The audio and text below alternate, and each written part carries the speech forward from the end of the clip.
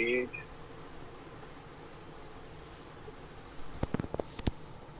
Page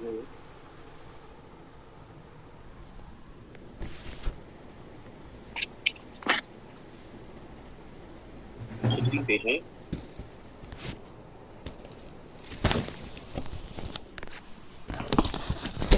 excitations of a three-dimensional are bosonic in nature with frequency omega related to this k square. Omega is proportional to k square. It means what is the S value? 2. मैंने कहा था ना omega proportional to k power s. S का value कितना हो गया? 2. In the large wavelength limit, if chemical potential is the behavior of a specific heat at low temperature, behavior of a specific heat at low temperature, specific heat जो होता है low temperature पर वो कैसे behave करता है? Boson का at low temperature, proportional to T power D by S. D का वैल्यू है 3, S का वैल्यू है 2, कितना हो गया? 3 by 2. ये समझ में आ गया? T power 3 by 2. आगे. In the Debye model of a specific heat, which of the following holds true? क्या चाहिए? Debye model में क्या चाहिए है? Phonon frequencies are treated as independent of wave vectors. Phonon की frequencies independent of wave vector ली जाती है. Low temperature specific heat proportional to T cube होती है. Is this correct or wrong? A. No. This is wrong. आगे चलो. Electron repulsion is E in gradient and low temperature specific heat is proportional to this. गलत. Phonon frequencies are taken to have the sound wave like dispersion and low temperature specific heat behave as TQ. Is this correct? Sound wave dispersion, sound like dispersion क्या होता है? हमने जो calculation करी थी उसमें क्या यूज किया था? We have used this omega proportional to k. तो ये सही है गलत है? ये सही है. आगे specific heat due to lattice vibrations is temperature independent. ये गलत है. ये कब होता है? Temperature independent. When temperature is very high, then it is correct. Phonon frequencies are treated as independent of wave vector and low temperature specific heat behaves as TQ. ऐसा तो पहले और भी नहीं था. A and D A same है ना? ठीक है, आंसर क्या सही है? C.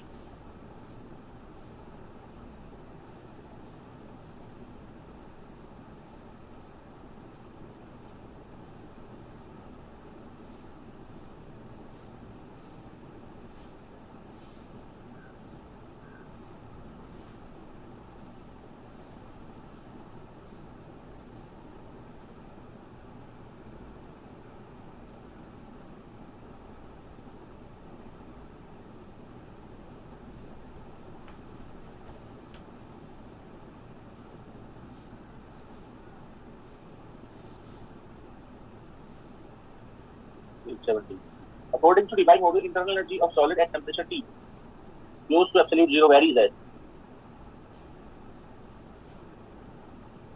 बताइए. B. आंसर होगा B. क्यों? It is talking about internal energy. Internal energy में एक पावर ज्यादा होगी या नहीं? Yes. Talking about U. D by S plus 1. T power 4. U किसके proportional होगा? T power 4. Then only T किसके proportional होगा? CV. TQ. तो किसके बारे में बात कर रहा है? इंटरनल एनर्जी या TV? It is talking about you. You में क्या होगी पावर? बी. ओके ठीक है ना? चलो आगे. 60 question. At low temperature specific heat of sample is found to depend on temperature as this. दो बिहेवियर है उसके अंदर. उसके अंदर दो बिहेवियर है. There are two behaviour. T power 3 by 2 and TQ. Okay. Where A and B are constant. This material has. भाई इसमें दो अलग अलग पार्टिकल्स हैं ना जिनका बिहेवियर है. इसमें दो अलग अलग पार्टिकल्स हैं जिनका ये बिहेवियर है. तो ये कह रहे हैं इनमें कौन कौन है? One fermionic excitation with dispersion relation omega power 4. Okay. Another is bosonic excitation with omega proportional to. क्या आप मुझे बता सकते हैं इसमें ओमेगा प्रोपोर्शनलिटी क्या बनेगी? जिसमें पावर 3/2 है. Omega proportional to k square. Power 3/2 plus dq. इसमें अगर हम पावर देखें तो this one K square. Omega equals to K. Proportional to k square है. और इसमें क्या है? Omega proportional K. k है. वो दोनों ही क्या है? बोसोनिक है या फर्मियोनिक है कोई? Bosonic. दोनों बोसोनिक. तो which one is correct? D. D option है। ओके, अभी किया था ना पीछे p पावर 3 डी वाला क्वेश्चन, इसमें उल्टा है। देखो क्वेश्चन नंबर 55 में omega proportional to k square दिया था, p पावर कितना आया था 3 उसका अपोजिट है क्वेश्चन। ओके, तो बोसोनिक होगा, दोनों बोसोनिक होगा।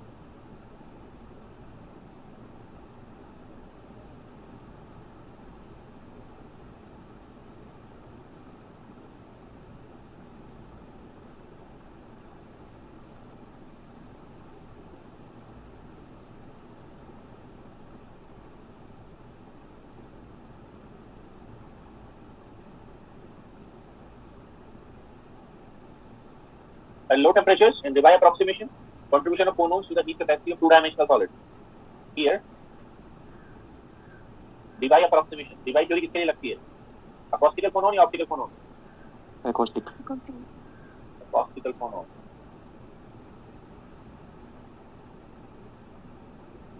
D is 2. S कितना है जब acoustical phonon की बात हो रही है तो? 1. S is 1. तो specific heat किसके proportional होगा? Two-dimensional solid. T square. T square. D by S. It is D by S. TV is proportional to T square. Okay? तो T square होगा two-dimensional. Okay? इसका एग्जाम्पल कौन हो सकता है? अगर लैटिस स्पेसिफिक हीट ग्रेफाइट की देखी जाए, graphite if we talk about, मैंने कई बार आपको ये बात बताई होगी, फॉर ग्रेफाइट लैटिस वाइब्रेशन के हिसाब से ग्रेफाइट कितना डायमेंशनल ट्रीट होगा? 2 dimension. तो ग्रेफाइट, ठीक है, D should be 2, dimension should be taken as 2. Okay, तो लो टेंपरेचर बिहेवियर कैसा होता है ग्रेफाइट में लैटिस स्पेसिफिक हीट का? लो टेंपरेचर बिहेवियर ग्रेफाइट के लिए होगा क्या? कि lattice would be T square. अब चलो पहले अगला क्वेश्चन थोड़ा सा बताता हूँ। In order to estimate the specific heat of phonon, the appropriate model to apply. Einstein model for acoustic phonon, Debye model for optical phonon. This is wrong. Einstein model for optical phonon, Debye model for acoustic phonon. Correct. Einstein model for both, Debye model for both. ये दोनों गलत है। Correct one is Einstein model for optical phonon and Debye model for acoustical phonon. Okay? अब देखिए जरा। At low temperature, हम कहते हैं according to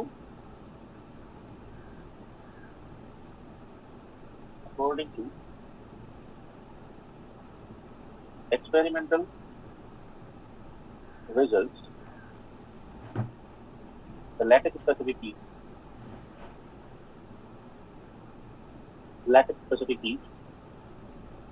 ठीक है, is lattice specific heat varies as Tq at low temperatures. Low temperature पर lattice specific heat Tq के साथ वेरी करती है, ठीक है। बट ये जो टोटल लैटिस स्पेसिफिक हीट है वो किसके साथ कम होनी चाहिए? अगर देखा जाए तो total lattice specific heat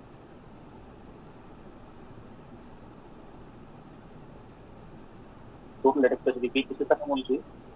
it would be T lattice acoustical का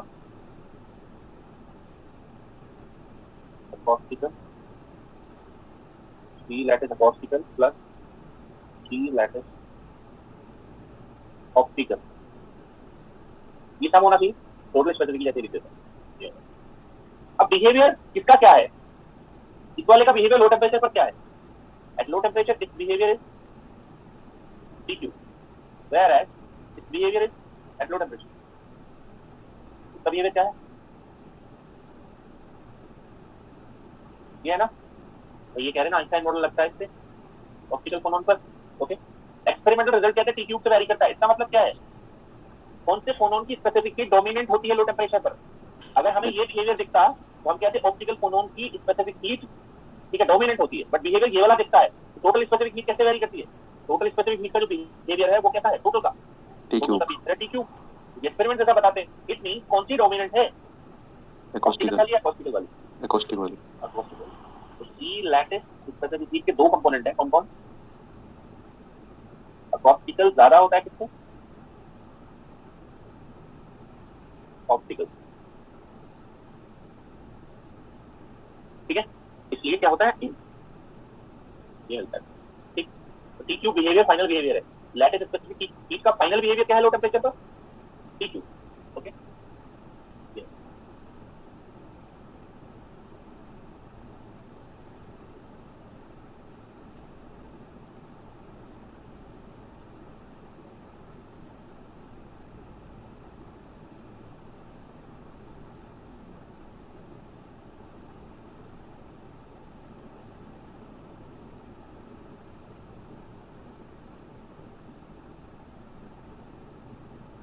टाइप क्वेश्चन काफी इंपॉर्टेंट होते हैं। अब देखिए यहाँ पर पूछ रहा है डेंसिटी ऑफ स्टेट या डेंसिटी ऑफ मोड, तो देखिए density of state, density of mode, ठीक है, वो हम लिखते हैं ऐसे,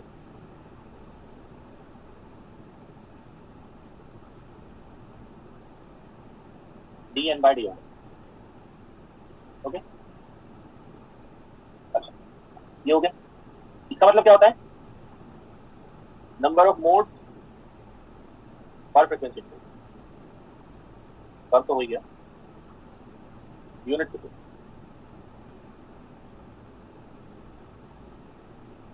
पर यूनिट, ठीक। अगर हम बात कर रहे हैं डेंसिटी ऑफ स्टेट की, तो क्या होता है, वो थोड़ा सा फर्क होता है, तो लिखते हैं डी से, dn/dt, तो ये होता है number of modes per unit energy. ऊपर है फ्रीक्वेंसी और नीचे एनर्जी। एनर्जी और फ्रीक्वेंसी में ज्यादा फर्क नहीं होता, एनर्जी ई होता है h क्रॉस ओमेगा, तो मतलब प्रोपोर्शनलिटी का फर्क नहीं पड़ेगा, E is h cross omega, तो प्रोपोर्शनलिटी का फर्क नहीं पड़ता। अब देखिए जो डेंसिटी ऑफ स्टेट की प्रोपोर्शनलिटी होती है, वैसे तो मैं सीधा निकाल ही सकता हूं इसको, अगर मुझे पूरा निकालना हो तो मैं क्या करूंगा, अगर मुझे कंप्लीट इसका एक्सप्रेशन निकालना हो तो व्हाट आई विल डू, मैं इसको ऐसे करता हूं dn/dt and then dk/d omega. आप जानते हैं ना ये करना, अगर आपको पूरा एक्सप्रेशन निकालना हो, फुल एक्सप्रेशन, तो आप इसका इस्तेमाल करेंगे। अकॉर्डिंगली यहाँ पर क्या करेंगे आप, dn/dt करेंगे, और यहाँ पर क्या करेंगे, ये कर देंगे। फुल एक्सप्रेशन निकालना होगा, अगर प्रोपोर्शनलिटी निकालनी हो तो इतना सब करने की जरूरत नहीं है। प्रोपोर्शनलिटी निकालने के लिए तो क्या करेंगे आप जानते हैं, d omega is proportional to, ठीक है, proportional to omega power d/s-1। d omega is proportional to, I am not saying equal, अगर इक्वल निकालना तो पूरा सॉल्व करो, अगर प्रोपोर्शनल निकालना तो इससे काम चल जाएगा। वैसे ही क्या है, de डेंसिटी ऑफ स्टेट का एनर्जी पर डिपेंडेंस जो होगा वो क्या होगा, d/s-1। मैं पीछे क्या लिख रहा था, what I was writing behind specific heat के क्या लिख रहा था, I was writing this d/s, यहाँ मैं क्या लिख रहा हूँ, एनर्जी या फ्रीक्वेंसी के ऊपर d/s-1। तो अब देखते हैं इसमें d क्या है, सो ये क्या लिखता है, क्यूबिक क्रिस्टल, कितनी डायमेंशन है, 3D 3D is given by optical phenomena, is given by this, h value क्या है, बोलो 0 नहीं 2 देखो इसको ऐसे लिखिए, इसको आप ऐसे लिखिए, ट्राई टू अंडरस्टैंड, इसको ऐसे लिखिए, omega not minus omega is equal to a के स्क्वायर, लिख सकते हैं क्या इतना, लिख सकते हैं ना, तो इसमें s कितना आया, 2 जीरो नहीं है भाई, फ्रीक्वेंसी तो सारी एक साथ ले लेंगे ना, तो s वैल्यू कितना है, तो फ्रीक्वेंसी की तरह काम कौन कर रहा है, here what is working like frequency, omega not minus omega कर रहा है ना, s is 2 d is 3, तो बताओ क्या बना एक्सप्रेशन, डेंसिटी ऑफ मोड या डेंसिटी ऑफ स्टेट, बताओ क्या बन गया इस क्वेश्चन में, डी ओमेगा फ्रीक्वेंसी है ना, तो डी ओमेगा निकालिए, कितना बना, omega not minus omega, omega का काम कौन कर रहा है, ओमेगा नॉट माइनस ओमेगा कर रहा है, कितना पावर, हाफ कितना पावर है ना, 3/2 माइनस 1, ये पावर बन रहा है, विच ए ऑप्शन पे, ओके। अगर पूरा निकालने के लिए बोलता तो उसको ये भी बताना पड़ता है यहाँ पर कि कितनी डायमेंशन है, what is the length of the solid या व्हाट इज द वॉल्यूम, ये सब बताना पड़ता है, ओके, हो गए, तो दिस इज वेरी इंपॉर्टेंट, इस तरह के क्वेश्चन बार बार पूछे जाते हैं, तो रिमेंबर इट।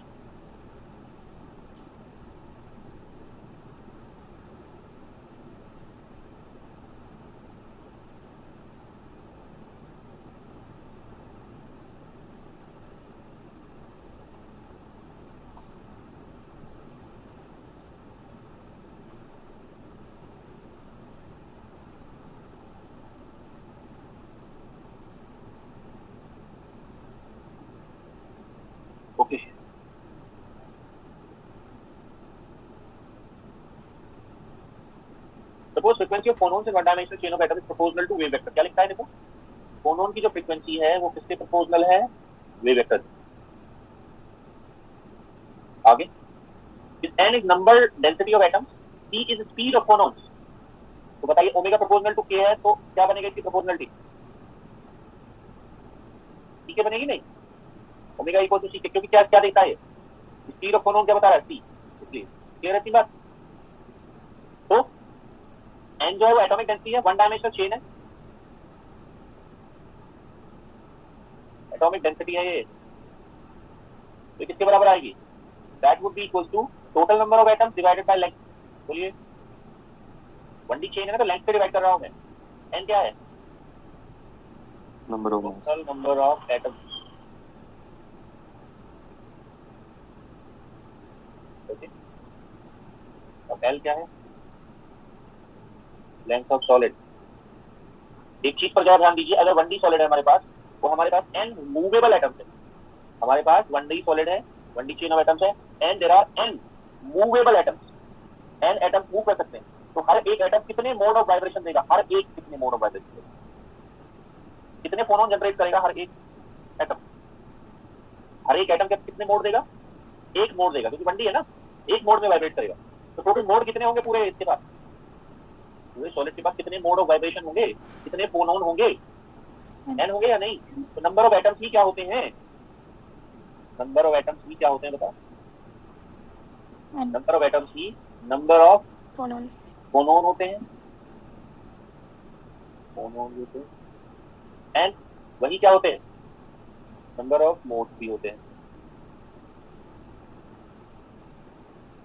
ओके, तो चलते हैं आगे, डिवाइस फ्रीक्वेंसी की बात कर रहा है ये, it is talking about device frequency.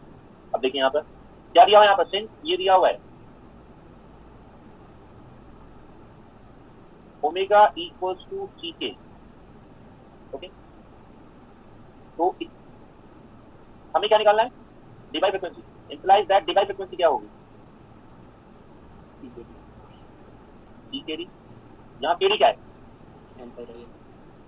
Device wave vector, device wave vector. Okay, अब आप जानते होंगे n का रिलेशन क्या है, टोटल नंबर ऑफ मोड होते कितने हैं, टोटल नंबर ऑफ मोड कितने होते हैं 1D में, जरा ध्यान करके बताइए कितना था, मैंने कहा था क्या था, L by pi, L by pi, okay, L by pi into क्या k था ना, K, तो k की जगह क्या आ जाएगा, टोटल मोड कहाँ तक आ जाएंगे, टोटल मोड आ जाएंगे kd तक, kd, ओके, तो रख दीजिए इसको उसमें, ठीक है, तो kd का वैल्यू कितना आ गया यहाँ से, implies that what is the value of kd value is n pi by l, तो ओमेगा d कितना हो गया, implies that omega d is g pi c n by l, n by l की जगह हम क्या रख सकते हैं, स्मॉल n, तो कितना आ रहा है, pi c स्मॉल n, ये डिवाइस फ्रीक्वेंसी, ओके, तो चाहे आप इक्वेशन 1 कह सकते हैं, तो आप इक्वेशन 2 कह सकते हैं, तो इक्वेशन 3 कह सकते हैं। एनी आंसर इज मैचिंग और नॉट, ये हमने क्या मानते हुए किया था, नॉन सिमेट्रिक, सिमेट्रिक के लिए ये हमने क्या किया था, ठीक है, एसिमेट्रिक के लिए किया था, ये हमने किया था एसिमेट्रिक के लिए, this is for solid extending from, it is for a solid extending from x equals to 0 to x equals to L, है ना। अब चूंकि आंसर मैच नहीं कर रहा है इसलिए हमें दूसरा मेथड अप्लाई करना पड़ेगा, तो यहाँ पर मैं लिखा हूँ 4 सिमेट्रिक सॉलिड में एक्सटेंशन कहाँ से कहाँ तक होता है, लेट्स से -l/2 टू, उस केस में kd क्या लगता है, इसमें टोटल नंबर ऑफ मोड्स क्या आते हैं, L by 2 pi K,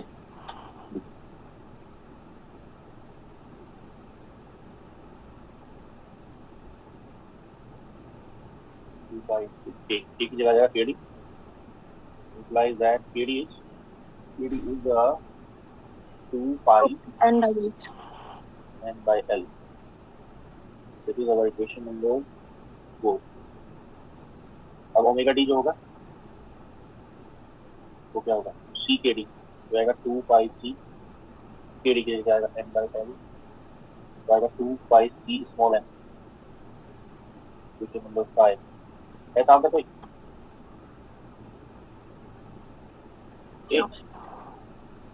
okay ये होगा। यहाँ पर हमने कहीं लिख दिया n बाई एल क्या होगा, यहाँ n बाई एल क्या है, Small n. Atomic density, Atomic density. One dimension में atomic density, it is atomic density only.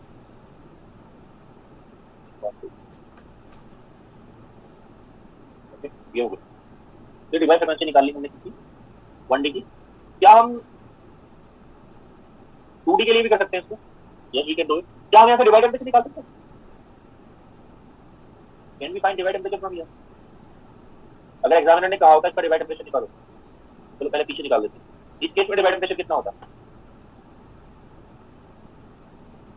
From equation 3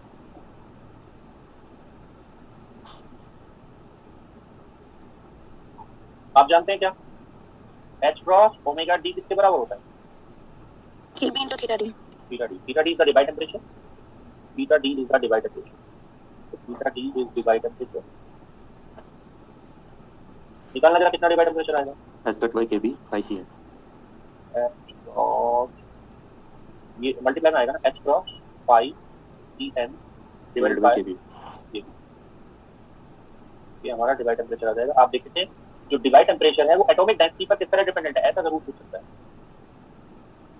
dependent कैसी है इसकी, इस तरह की प्रोपोर्शनल, डायरेक्ट प्रोपोर्शनल है, 1 पावर है। ओके ये हो गया।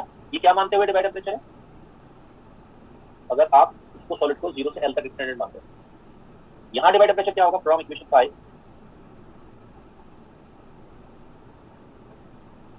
What is Debye temperature, we know that time हो जाएगा h cross omega d equal Kb theta d। तो इस केस में जो डिवाइड टेम्परेचर होगा, Debye temperature would be h cross times the 2 pi c m into h cross divided by kb। ठीक, तो divide temperature भी हमने निकाल लिया। इसमें भी आप देखते हैं डिपेंडेंसी थे। Now we move to 2D। अगर कहीं से भी क्वेश्चन में 2D आ जाए तो क्या करोगे, तो 2D सॉलिड, गो 2D सॉलिड।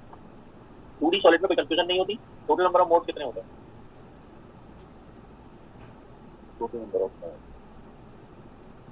n जो होता है that is L by 2 pi a square k square। पाई के। सो L square would be area, एक पाई कैंसिल हो जाएगा तो 1 के square divided by it would be 4 पाई। अब चूंकि सारे मोड कब तक आएंगे, सारे मोड तभी काउंट में आएंगे जब ये k क्या हो, kd implies that kd है वो क्या बन गया, kd has become 2 root pi into bar pi okay n by a, power कितना 1 by 2। n by a किसकी तरह काम करेगा, question number Atomic density. Atomic density 2D है ना, तो n by a स्क्वायर क्या है, atomic density of what, 2D solid. इस kd को उठाओ और ओमेगा डी, डिवाइड फ्रीक्वेंसी कितना हो गया था, डिवाइड फ्रीक्वेंसी ऑफ 2D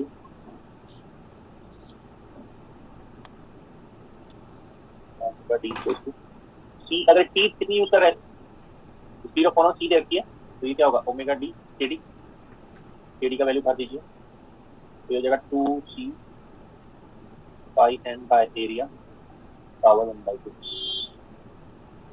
अगर हम इस एटॉमिक डेंसिटी को स्मॉल n लिख लें फिर से तो कितना हो जाएगा, it would become omega D equal to 2c okay, it would become n pi power 1 by 2। ठीक, तो डिवाइड फ्रीक्वेंसी का डिपेंडेंस कितना है एटॉमिक डेंसिटी का, पावर 1 by 2। अब डिवाइड टेम्परेचर निकालते हैं 2D का, 2D का डिवाइड टेम्परेचर, तो डिवाइड टेम्परेचर क्या होगा, Debye temperature theta D would be h cross omega d by kd, so it would become 2h cross c, 2h cross c over kb pi n power n by 2. Okay, यहाँ पर जो Debye temperature है 2D वाला, उसका atomic density का किस तरह है प्रोपोर्शनलिटी है रूट n. यहाँ का डिपेंडेंस था it was proportional to n 1D के लिए, but in case of 2D it has become under root n. इसी कंटेक्स्ट में अगर हम 3D पर जाएंगे तो आपको पता लग गया होगा क्या डिपेंडेंस अब होनी चाहिए. Four 3D solid, 3D solid n power 1/3. Total number of moles क्या है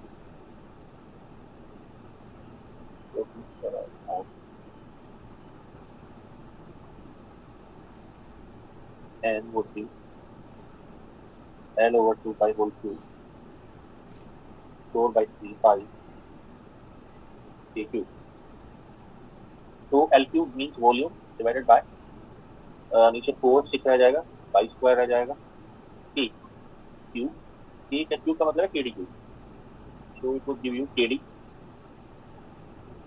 क्या है kd 6 pi square, okay, ये बनेगा 6 pi square n by volume, 6 pi square n by volume power 1 by 3. Question number 10. n by v means atomic density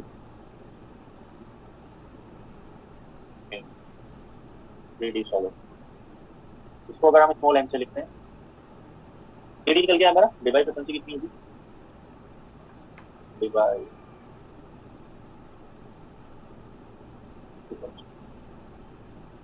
omega d equals to CKD. So divide frequency would be C 6 pi square n by v power 1 by 3. क्या dense dependence आएगी C 6 pi square n power 1 by 3, which is equation number 11. Omega d equal to बताओ slide back करने का.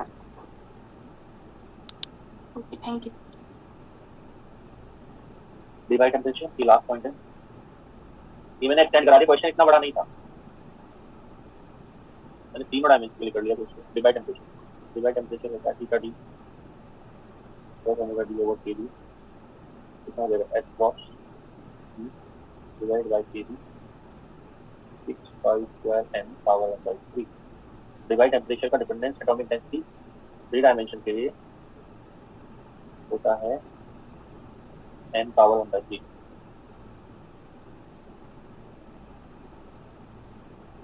ये होता है, ठीक है. 1D के लिए प्रोपोर्शनल टू n, 2D के लिए 1 by 2, 3D के लिए 1 by 3.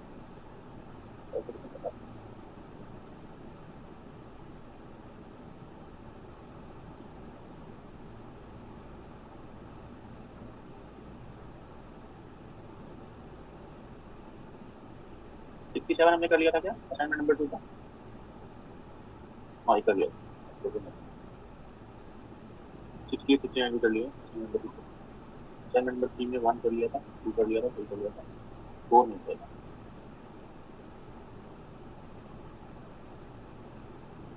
पेज में page number will be 90.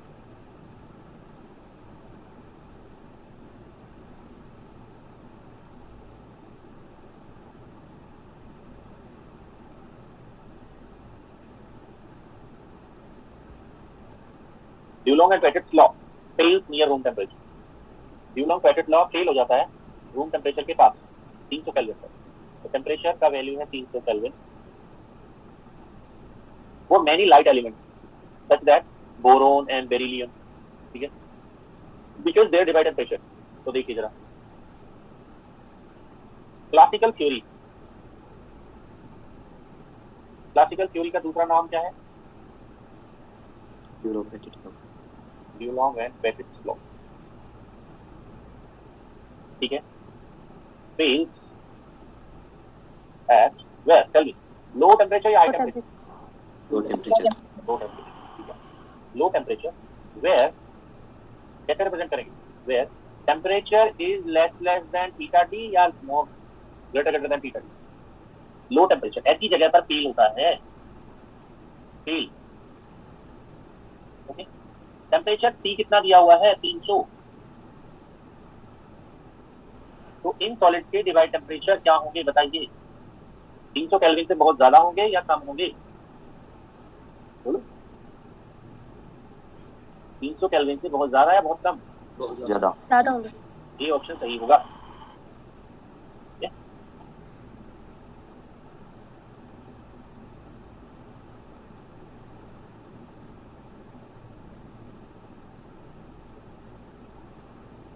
Four हो गया था, 5 4 कर लिया, 5 6 7 कर लिया, 8 बाद में कर लिए, 9।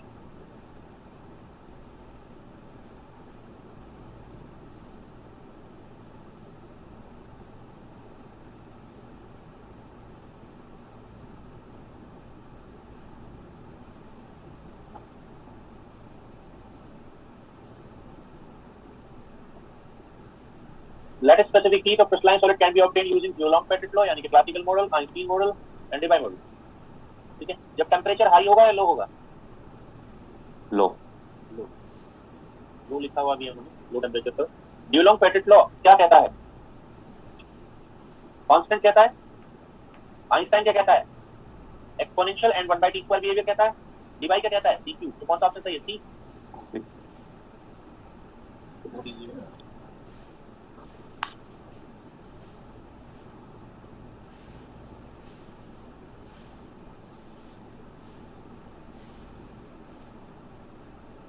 पेज नंबर 19 से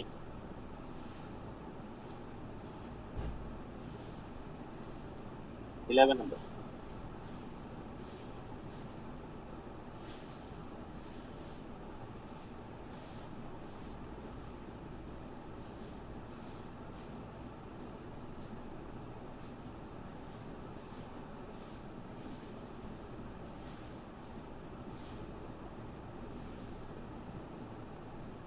पेज 19। डिवाइड टेम्परेचर ऑफ 19 में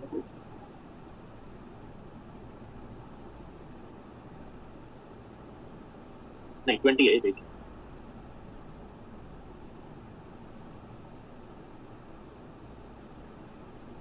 तो ये भी page 20। Debye temperature of copper and gold are the. मान लीजिए कॉपर का जो डिवाइड टेम्परेचर है उसको हम क्या कह रहे हैं? थीटा D1, और इसको हम कह रहे हैं थीटा D2। गोल्ड को, गोल्ड को हम 2 मान रहे हैं, कॉपर को हम 1 मान रहे हैं। स्पेसिफिक हीट दी हुई है, तो गोल्ड की स्पेसिफिक हीट पूछी हुई है। ठीक है, तो at room temperature, room temperature तो हाई की कैटेगरी में आता है। रूम टेम्परेचर तो भाई हाई टेम्परेचर की कैटेगरी में आता है। रूम टेम्परेचर पर तो सबकी स्पेसिफिक हीट कितनी होनी चाहिए?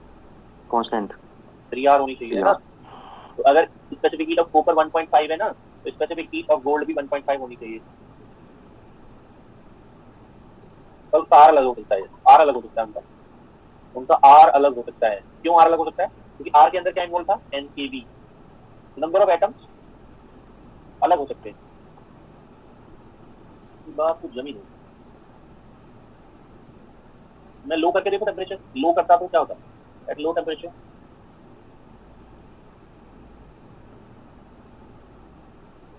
क्या होता है बताना? CV proportional TQ। dV is proportional to theta D। नीचे आता है ऊपर? बोलो, थीटा D तो नीचे आता है ना भाई? नीचे नहीं, D over थीटा D होता है ना? हाँ यस। इन्वर्स होता है ना? तो क्या होगा? स्पेसिफिक हीट ऑफ 1 कौन लिया हमने? 1 इज कॉपर। कॉपर को 1 माना, गोल्ड को 2। ये दिया हुआ कॉपर का, तो क्या बनेगा? Theta D2 over theta D1 whole cube. देख लेते हैं, मैं ट्राई कर रहा हूँ इसको, मुझे नहीं पता ये क्या दिया। मुझे ऐसा लग रहा है कि ये है थीटा D2 कितना है?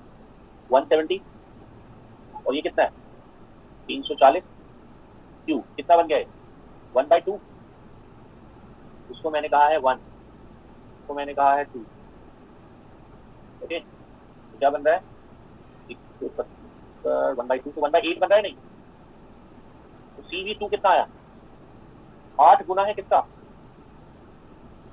1 का। तो 1.5 इंटू 8 कितना होता है 12 बनेगा नहीं 12 12 किलो जूल, यूनिट क्या किलो जूल पर मोल पर केल्विन, ये बन रहा है। ऐसा कोई आंसर इसके लिए? इट इज फॉर गोल्ड और it is for copper, it is for gold, है ना ऐसा आंसर? इसका मतलब एग्जाम में क्या पूछना चाहता है लो टेम्परेचर है। लो, ये किसी एग्जाम में आया हुआ क्वेश्चन नहीं है, मुझे सारे क्वेश्चन याद रहते हैं, ये बनाया हुआ क्वेश्चन है किसी का। इसको रूम टेम्परेचर खत्म कर दो, रूम इस रूम की जगह आप लिखो लो टेम्परेचर। अब सही हो गया क्वेश्चन। हाँ जी, आपके फोर्थ क्वेश्चन जो अभी हमने किया था ना, उसमें हमने रूम टेम्परेचर को लो टेम्परेचर कंसीडर किया है। क्यों कंसीडर किया भाई, ये तो देख लो आप। क्या है क्वेश्चन में लिखा था ना, इसलिए ये वाला किसके लिए था? लाइट एलिमेंट्स के लिए होता है ये, देखो जरा पढ़ के। ओके सिर्फ लाइट एलिमेंट्स के लिए, सबके लिए नहीं, ठीक है। जो जितने भी अच्छे मेटल्स होते हैं ना, ये वाले कॉपर हो गया, गोल्ड हो गया, इनका जो डिवाइड टेम्परेचर है ना, वो रूम टेम्परेचर से कम आता है।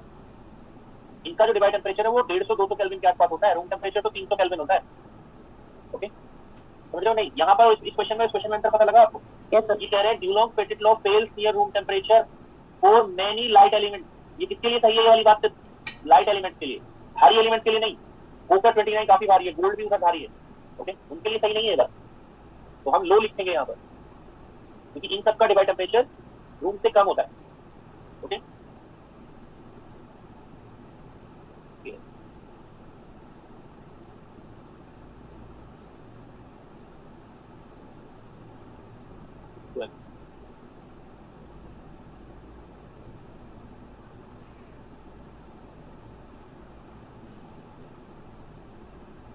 तो आप समझिए भारी एलिमेंट्स के लिए, यानी कि मेटल्स के लिए, जो अच्छी अच्छी मेटल्स हैं, कॉपर है, गोल्ड है, सिल्वर है, ओके, इन सब के लिए रूम टेम्परेचर हाई टेम्परेचर माना जाएगा या लो? रूम टेम्परेचर हाई माना जाएगा। Okay, for good metals room temperature would be considered as high temperature. ये भी पेज 20 करिए, नेट में आया क्वेश्चन है। Consider two crystalline solids, one of which has a simple cubic structure, जिनमें से एक का स्ट्रक्चर सिंपल क्यूबिक है, अदर हैज टेट्रागोनल स्ट्रक्चर, दूसरे का स्ट्रक्चर टेट्रागोनल है। आप जानते होंगे क्यूबिक में टेट्रागोनल में क्या फर्क है, पता ना? A equals to B equals to not equal C simple tetragonal cubic में और टेट्रागोनल में सिर्फ डायमेंशन का फर्क है। सिंपल क्यूबिक में तीनों डायमेंशंस बराबर होती हैं, जबकि टेट्रागोनल में A equals to B not equals to C होता है। यूजुअली जो है ना C बड़ा होता है,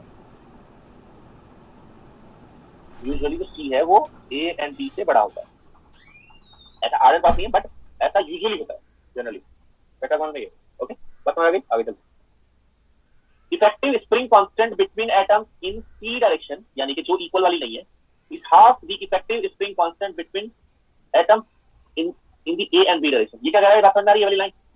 ये कह रहा है जो स्प्रिंग कांस्टेंट है C, जिसको हम C लेकर चल रहे थे ना, कैपिटल C, आप जानते हैं ये ऐसा वाला बोल रहा हूँ, F equals to F was proportional to C ना, F was proportional to K, okay, और क्या बनता है यहाँ पर CK, ओके, यहाँ पर C क्या है, C क्या है यहाँ? Spring constant. इस कैपिटल C की बात कर रहा हूँ। कैपिटल C जो है ये कह रहे हैं किस डायरेक्शन का? ये कह रहे हैं जो C डायरेक्शन है, C डायरेक्शन, ओके, उसका स्प्रिंग कांस्टेंट A वाली डायरेक्शन के स्प्रिंग कांस्टेंट का आधा है और B वाले के का भी आधा है। A और B का सेम है, क्यों? क्योंकि वो डायमेंशन बराबर है। तो स्प्रिंग कांस्टेंट को हम डिफाइन करते हैं फोर्स, इट इज व्हाट, ये क्या होता है, फोर्स पर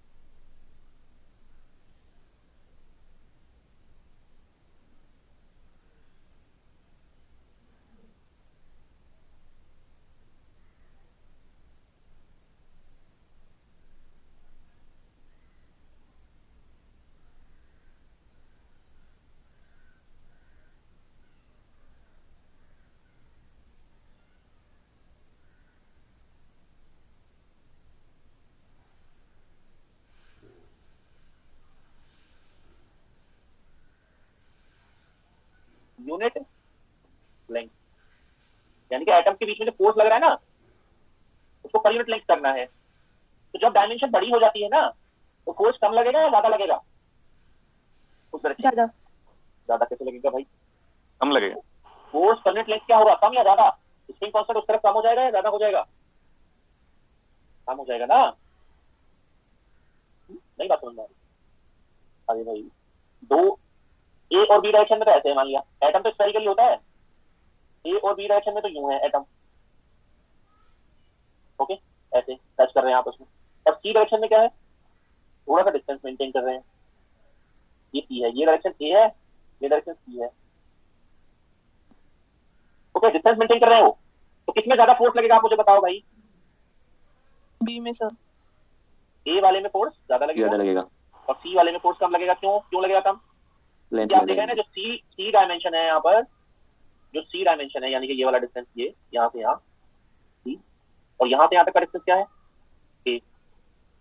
तो चूंकि सी ज्यादा है ए से, इसलिए force per unit length, length नीचे आ रहा है डिनोमिनेटर में, पर यूनिट लेंथ है ना, तो लेंथ जितनी ज्यादा बड़ी होगी ना फोर्स कांस्टेंट उतना ही कम होगा।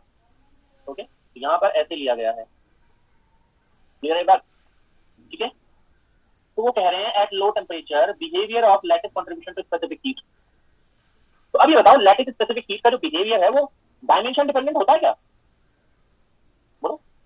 Yes sir. होता है ना, go back and see. D by S है ना, डी बाई एस। तो अगर सॉलिड 2D हो तो बिहेवियर क्या आएगा, टी स्क्वायर या टी क्यूब? T square. और अगर सॉलिड